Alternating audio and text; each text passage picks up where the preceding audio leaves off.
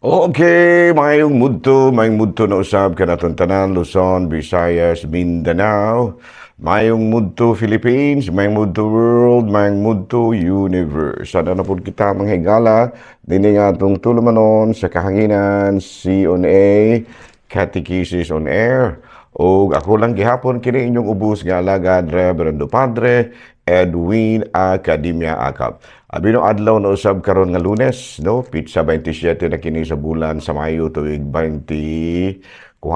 No? O padayon kita manghigala sa ato ang mga buhatono ni ining kamuntuhon. Abino, ato din nga timbayaw og may munto usab ang atong talahurong obispo, Bishop Julito B. Cortez, ang atong station manager si Father Ramaata, ang ato apod nga ang atong station manager si Father Rama nga maataw gantanan ginato nga mga kaigsuonan nga mga kaparian lukop Kabisayan ug Mindanao nga maabot karon sa ato ang pagsibya labi na gayon ng mga miyembro sa Diocese of Dumaguete. Ato diay nga timbayaon usabong may mudto ang ato ang mga kaparian labi na gayon ang akong agaw dinha no sa Kalumbuyan si Father Christian Durango. Okay, no? Unya ang ako pong mga classmates, no? Si Father Obing Masyon, din sa isla sa Siquijor. Ang akong classmate po diri sa Batingil, no? Si Father Tonton Arnaiz, o ang ako pong mga classmate nga paroko diri sa Himbalalod, si Father Dami Hiramis, no? O ang tanan ako mga contemporaries diha sa Cebu, no? Mga sa Diocese of Cebu, maabot man po na ito nga pagsibya din ha. Kumusta na, no? Ang ako ang mga contemporary yung mga higala, no? Diha sa eskwela pa ko sa Seminaryo Mayor de San Carlos, diha sa Mabulo, no? Mabulo Lois, no? Mabulo Lois, Loyo.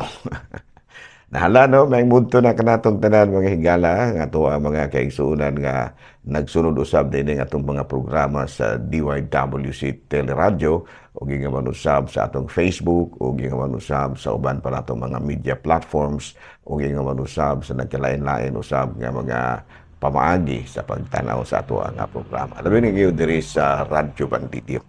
Nahala, no? May munto na ato di ay nga wala lang kung sakit na karoy ko ano higala. Wala lang kung sakit na karoy si BCP News. Medyo busy-busy ko mga gamay mahigala. Kaya karon mga panahon na mao ang mga baccalaureate masses, no? Gani na dito ko sa duha gyud ka barangay, no? Dito ko sa Bukid. Ni dalikyat ang sa ko diri sa ato nga istasyon mga higala lang gyud nga makasibya kita karon mga panahon na, no?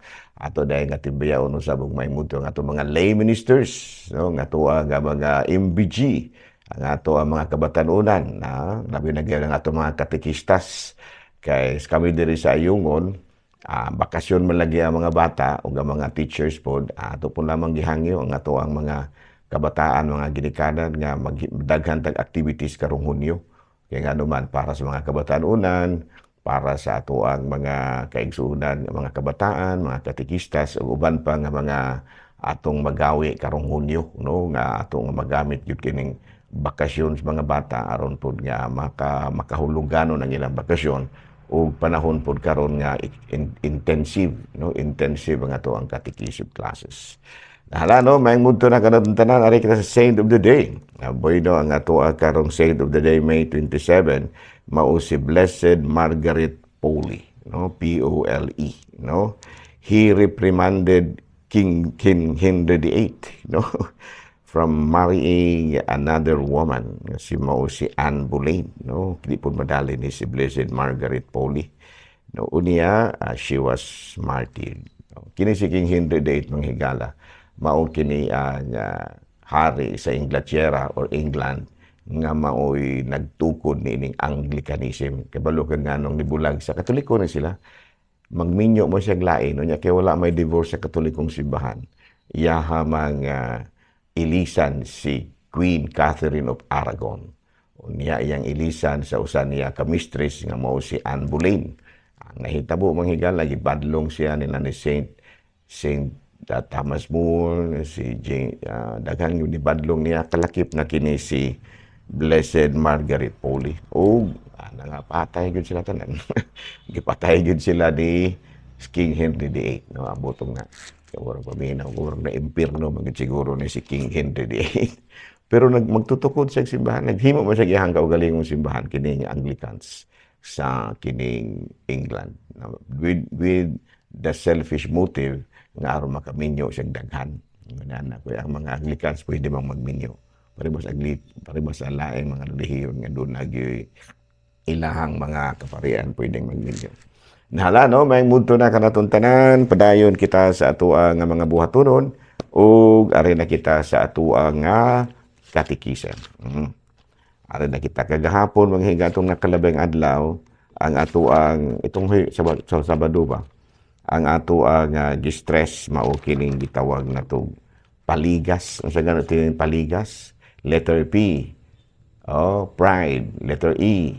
Anger, letter E, letter L, lust, letter E, envy, dayong letter G, gluttony, yung another letter A, avarice, no, kining kahakog, o kining letter S, sloth, katapol. No, nya ang atong i-discuss karon ng higala, kining ikaupat, no, kay P-A-L-E, envy. Ang ato karon nga i-discuss kay sala malagi ning matud palagi sa ato nga kining kasina ba kining kasina kung atong tan-awon kini sa Biblia, kung atong tan-awon sa Biblia mahigala sa Santiago kapitulo 3 versikulo 16 kapitulo 3 pa mao kini ang atong mabasa. Diin anaa ang kasina ug ang pagpaninguha alang sa kaugalingong kaayuhan lamang, anaa usab ang kasamok ug tanang matang sa daotang buhat. Naliman ka daotang buhat mahigala no sa Santiago kapitulo 3 versikulo 16. Diin anaa ang kasina ug ang pagpaninguha alang sa kaugalingong kaayuhan lamang, anaa usab ang kasamok ug tanang matang sa daotang buhat. Unya sa Galacia, Kapitulo 5, versikulo 21, pagkamasinahon, pagkapalahubog, pagkamapatuyangon sa Diyos sa lawas nung kaulag, kaibog, no, o mapatuyangon sa lawas nung kaibog, ug uban pang mga butang, sama ni ini. Bosa pasidanaan ko kamo, karon sama sa akong gihimo kaniadto, ang magbuhat ni ining mga butanga walay dapit sa gingharian sa Dios, no? Number 1 gido, pagkamasinahon, no? Sumuna nga ato yung pabalandungan kining pagkamapasinahon mga higala kay murag mo ni makapaligas kanato, no? Maligas gyud ta sa dalan paingon sa langit, no? Okay, no? Nya ato nang isotisgutan mga higala kining envy or kasina. Envy is a painful or resentful awareness of an advantage or possession enjoyed by others and the desire to possess the same thing. No, sa ato pa ka na bitawng masuko ka or dili ka ganahan kung makahibalo ka nga ang uban adunay mga kaayuhan o mga butang nga anaa kanila nga mo'y nakahatag kanila kalipay ug ganahan ka nga makabaton kang ingon niana kana bitaw maguol bitaw og malipay ang uban niya na muna siya sinahan kana bang maguol bitaw kay nalipay ang uban muna siya mga sinahan, envy na siya, no? Unya usa kini kasakit o dili maayong pagbati sa nga anaa diha sa dihang nasayra nimo nga kanang gitawag nato dunay kalipay ang uban, no? Sa laktod nga pagkasulti ug wala ka malipay kay nalabwan ka, ayan murag usa gyud sa mga gitawag bitaw nato og kasakit nimo kay nalabuhan ka kinaaman sila ibutang panganditan ng imong silingan na naipatsyadang sakinan, no? Na nakapalit na sila nindot kaayo nga salakyan unya ikaw wala pa, bation ka kasina niya na no unya sa ako na ginaingon masuko ka or masakitan ka nganong nakapalit na sila sakyanan nga ikaw wala pa mo nang ganahan ka nga matud pa makuan ka kanang gitawag natong makabaton kaniya, no? So unsang sala ang imong nahimo ana ayaw tinguhaa ang mga butang o mga manggad sa imong isig kaingon. Diha dapit ang sala ni ana no kay matud palagi murag imo namang kanang mura og sa ako nang ginaingon ang kalipay sa uban imong ikaguol o munay sinahan ni ana no. Ang matud pa mga butang nga naa sa uban nga wala ka munay imong dili kaganahan. So muna nga dako na siyang sala ug sa ato pa ng pinulungan murag maligas gyud kani ana sa dalan paingon sa langit murag dili nakapakasubay. So muna nga atong hisgot-hisgutan karon kung unsa may mga pamaagi nga ato nang malikayan no ato ba nga kanang malikayan ang maong mga pamaagihan nga makasala may makapaimpierno nimo. Maimpierno na hinuon kag ilaliman baya kag ang kalipay sa uban imong kagulanan, ang kagulanan sa uban imong kalipay. Muna inana man ang mga sinahan no. Maguol na sila kung malipay ang uban o malipay na sila kung maguol ang uban. Ano paita sa nimo ana no. Ang dapat untaan na kung malipay ang uban, malipay sad ka. Ingon ana no. Kung maguol ang uban, maguol sad ka, man ang imo siyang tabangan. Ingon ni ana. Muna mga nindot kay kinaiya. Kining mga sinahan mga higala tiwasan ka. Di ba nung pulding? Ang budak kay pader pun budak ingon-ingon gyud niya ana. Muna di nung pulding no nga o kanang mga silingan nato bitaw nga sinahan no. Kung maguol ka na, ayaw jud pahibaloan na kay malipay gyud na. Malipay yun na, kung mag-uol ka, may mayra. Labi na sina na sa daan mo, niya na kay pananlitan na kay sakyanan. O niya nag-uol siya na kay sakyanan. O niya na dosmug ka, mo ingon, dahil na mo silingan nga sinahan. Ay, salamat, praise the Lord, hallelujah. So, muna din ha, no? So, wala nga, ato karong hisgot-hisgutan, ginagmay, kung saan na to pangkontrola, nga dili kita mahimong sinahan. Sama, no? O sa mga primero na itong buhaton. Do not, sama nino. O sa ato pa, replace envy with compassion.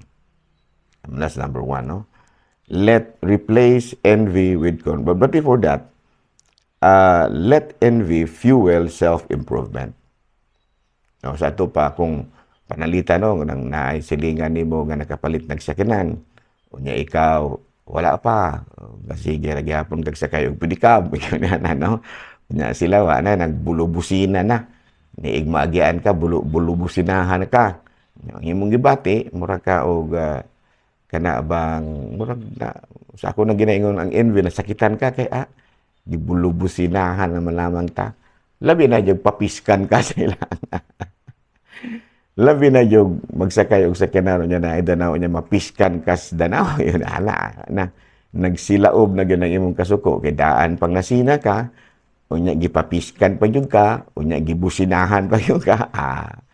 Mura og sa kalayo pa na singsamot jud og ulbo ang imuhang kasina. Ingon na kasuko. So, unsa man day maayong buhaton, kanang ang imo dayong tanaw, ang imo dayong kaugalingon mo itanawa. Ang imo dayong kaugalingon mo itanawa. And then ask yourself, nganong masuko man ko? Nganong masina man ko? Ana, no? Ngano man. So, muna angay nimong imo dayon ng pamalandong. Nganong masina man ko? Ana, no? Unay ingon nga, ikaw mismo mo imo question sa imong kaugalingon. Nganong nasuko man ko? Nganong nasira man ko? Nganong gusto man ko? Nganong dili man ko gusto og malipay ang uban? Ngoniana, no? So, kung naala ka anang huna-huna, hinay-hinay pong, ikaw ra po hinay-hinay na pong mutambag sa imong kaugalingon, ana, no? Sa may tambag nimo sa imong kaugalingon, manikamot po ka, aron makapalit kag salakyan parehas nila. In other words, you will let your envy fuel self-improvement. Dili, positive rin ba? Manikamot po lamang taga-ato. Ingon niya, no? Saon man gyud nga, lupig man tas kamas ining atong mga siningan, kay minyo malagig pariner. Kita, ramang yun ato ang naminyoan, ang kuan ramang yun, ganing driver naman gyud pedicab o di. Ingon nga wala na nga. Sao man gining atong silingan nga naminyo mag pariner nya kining atoa naminyo mag-driver og pedicab o di malipay na lamang ka anang imuhang pedicab gisakay-sakayan dili na lamang ka masuko kaysa ang mora may naabot mora no mora naabot ato pa let envy fuel self-improvement and of course be satisfied with what you have. That's number one, no? At number two, be satisfied with what you have. Ug unsay naa nimo, pasalamati ang Ginoo. Dili kay ikumparar nimo ang imong kaugalingon sa uban. Pareho sa na nato na silinga wala po pareho sa po na natong gakaon ra pug ginamos, sugba ra pug bulad usahay. Nya karon nagsakay-sakay na og auto, di ni magserbi. Masuko na gyud ko ini. Ayaw, no? Be contented of what you have. Kung unsa naa nimo, mao na gina siya, no? Nya, pero paningkamot nga ang imuhang matud pa kasina, maoy mo dasig kanimo nga maningkamot pag yun. No, let your envy fuel self-improvement. And of course, don't forget to count your own blessings.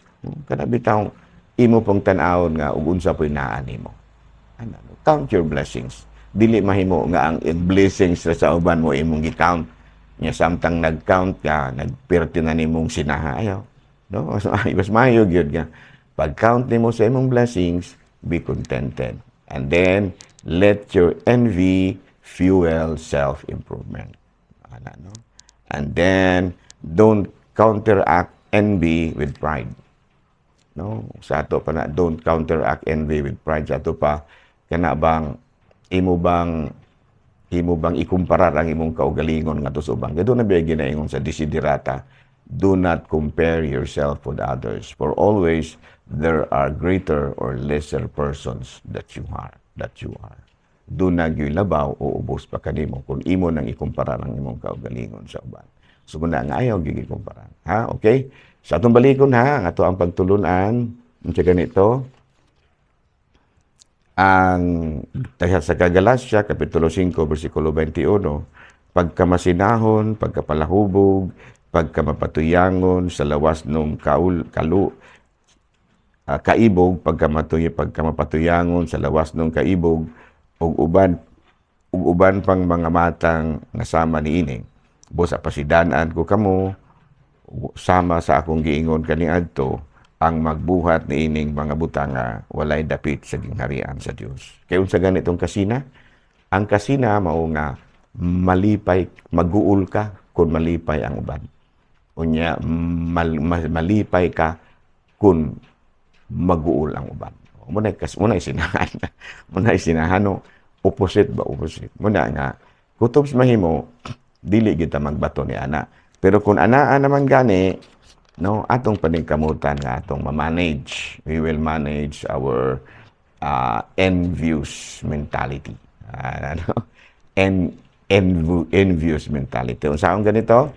First, look at yourself. And then, don't forget to count your blessings. No? Kung anaa sila ni ana, malipay po ka, total na po kay ako, ani, ginagman. And then, let your envy fuel self-improvement. No, nga imbis nga makuan ka, maguol ka, ma-challenge na hinuon ka.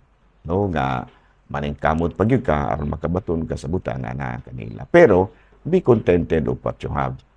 O, naningkamot ka pero mura jud po imong naabot, be contented di kay magsaputon ka pirmi kay mo na ginawa nimong pinaningkamot wag gyud ka kapalit og auto. Ingon niya na ano saon nga ang driver magpidikab ng imuhang naminyuan di na lamang gyud mas bay ganig driver og pedicab basig driver og putpot na gimong naminyoan di. Di be contented nga magsakay-sakay po kasi imong putpot. Ano? Magbulubos, businahan ka sa imong silingan nga nagsakay na ining nindot nga sakyanan, businahan ka di. Naaman po'y busina ng imong putpot. O di businahan po di mo sila.